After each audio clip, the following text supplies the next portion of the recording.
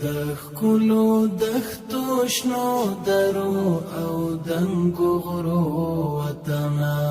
د افغانستان اسلامي امارت د طبیعي سرچینو مدیریت لپاره قوي هوډ لري چې په پایله کې وکولای شي هیواد د ځان بساینې په لور سوق کړي. په تیرو 2 لسیزو کې د جګړو، سیاسي او اقتصادي بېثباتۍ، اقلیمي بدلون او ورځ تر بلې زیاتېدونکی نفوس هغه لاملونه وو چې افغانستان له سختو ټولنیزو او اقتصادي ستونزو سره مخ کړی دی. نو اوس اړتیا ده چې د هیواد ځان بساینې، ټولنیز او اقتصادي پرمختګ لپاره د نورو برخو ترڅنګ له طبیعي سرچینو څخه هم درسته استفاده وشي او په دې برخه کې خصوصي سکتور ته د پانګونې زمینه مساعده شي. د اقتصادي کمیسیون د پریکړې پر اساس د شاوروز بند پاتې چارې پیل او په راتلونکي پسرلي کې به ګټې اخیستنې ته وسپارل شي. د دې بند په جوړېدو سره به په کلني ډول د کابل ښار لپاره 15 میلیون متر مکعب د څښاک اوبه برابرې شي.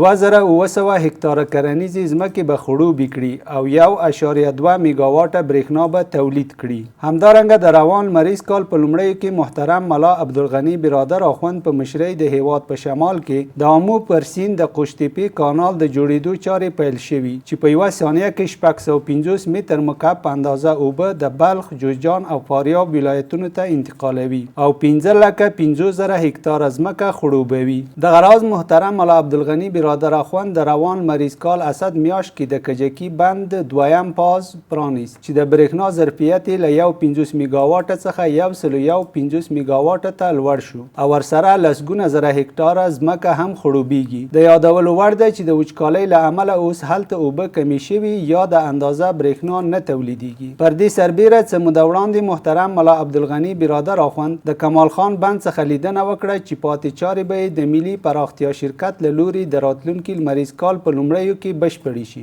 د چارو په بشپړېدو سره به 250 میلیون متر مکعب اوبه زیرمه، 1,04,000 هکتاره ځمکه به خړوبه او شاوخوا 9 میګاواټه برېښنا به تولید کړي. همدارنګه اقتصادي کمیسیون پریکړه وکړه چې د سروبي 2 برېښنا بند ابتدایي سروې دې ترسره شي.